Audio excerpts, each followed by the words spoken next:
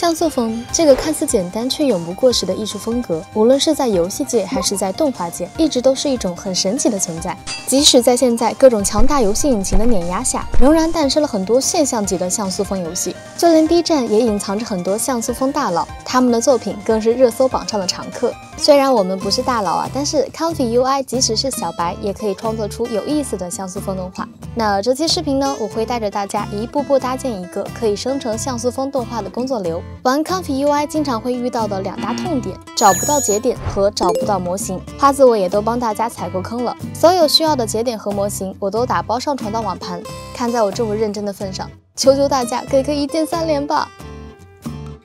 我们先来捋一捋整体的思路。这个工作流的目标呢，是把普通视频转换成像素风格的动画。那要怎么做呢？其实挺简单的，我们把原始视频拆解成一帧一帧的图片，然后把这些图片像素化，最后再把它们重新组合成视频就行。不过中间有个小难点呢，就是由于 Stable Diffusion 每次出图都是不稳定的，如果单独对每一帧进行转换的话，你会发现有可能上一帧是这样的，下一帧就变成这样了。那为了避免这种尴尬，我们会用到一个小技巧。先把所有帧拼成一张大图，然后直接对这张大图进行像素化处理，再切回小图，最后用这些处理好的像素小图就可以合成一个超酷的像素风视频了。整体的思路就是这样，接下来我们一步一步的进行拆解。现在我们来看看怎么把视频拼成大图。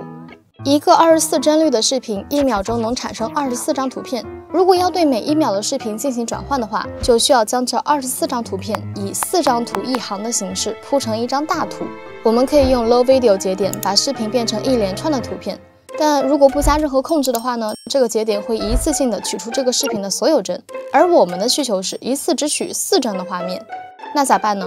我们可以利用 Meta Batch 这个输入属性，在 Frames per Batch 这里填上4之后，可以看到每次只取出了这个视频的前4帧画面，但是我们还想要后面的帧呢，这个时候就要用到 Skip First Frames 了。比如想要第5到第8帧，就设置 Skip 为4，代表跳过前4帧；想要第9到第13帧呢，就设置为8，以此类推。但这也太麻烦了吧？别担心，我们有更聪明的办法。这里我们可以利用一个叫做 Job Iterator 的神器。Job Iterator 通过几个节点的组合，就可以很方便的产生批量任务。通过 Literal 节点设置要输出哪些数字，最后连到 Low Video 节点的 Skip Frames 属性上，它就可以像一个自动操作员一样，让这个节点自动以4张图为单位分批出图了。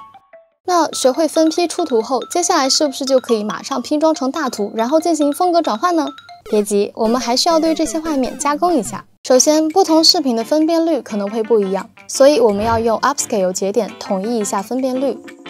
然后要消除背景，只留下人物主体，让画面更干净。那有了这个干净的人物画面呢，我们就来生成2种特殊的图，一种是深度图。深度图就像是给画面加了一层立体感，近的物体亮一些，远的物体暗一些，它能帮助 AI 理解画面中物体的远近关系。另一种是语义分割图，这些图像会把画面中的不同元素用不同的颜色标记出来，这样 AI 就能清楚地知道画面中的每个部分是什么了，生成的像素画就能更加准确地还原原始画面的结构。这2种图后面都会输入给 ControlNet， 用来指导 AI 生成更准确的像素风格图像。OK， 到这里我们就可以把深度图和分割图横向拼接起来，最后保存起来留给下个流程用。点击生成队列，稍等一会儿，就可以到对应的文件夹里面检查这个阶段的成果了。接下来进入最核心的环节，我们开始生成像素风格图像。为了避免工作流太过臃肿庞大，我们就新开一个工作流。第一步，把刚才生成的深度图和分割图分别竖着拼成2张大图。小 tips， 在搭建工作流的过程中，可以随时拉一个预览图看看，保证不出岔子。接下来就是比较传统的 ControlNet 控制生图的流程了。底模我们用这个比较擅长生成真人的模型，然后 Laura 用这个，像素化就靠它了。我们还需要正负提示语告诉 AI 该画啥，不该画啥。最后最重要的2个 ControlNet 需要选择正确的 ControlNet 模型，分别对应刚刚的深度图和分割图，把这些都连接到采样器上，然后解码采样器的输出，保存起来，就大功告成了。点击生成队列，如果一切顺利的话呢，你就可以看到一张超酷的像素风大图了。接下来只要把这张大图切割成一张一张的小图，就差不多快成功了。我们用 Image Crop 这个节点来切图，它就像一把裁剪刀，可以从 XY 这个位置切一个512×512的小方图下来。但是 Image Crop 一次只能切一块小图下来，而我们需要的是通过移动 XY 把大图切成24张小图。这个时候 Job Iterator 又可以派上用场了，我们可以通过它生成切割小图的批量任务。方法很简单，分别列出 XY 所有的可能的值，然后输入给 Image Crop 节点的 XY 就可以了。连好线后呢，再点击一次生成队列按钮，稍等片刻，你就可以在指定的文件夹里面看到切好的小图了，每一张都是我们未来像素风视频的一帧哦。终于到了最后一步，我们已经完成了大部分工作，剩下的工作超级简单，还是新开一个工作流，只需要读取整个文件夹，然后把里面的图片按顺序合成视频就行了。点击生成队列，然后属于你的像素风动画就诞生了。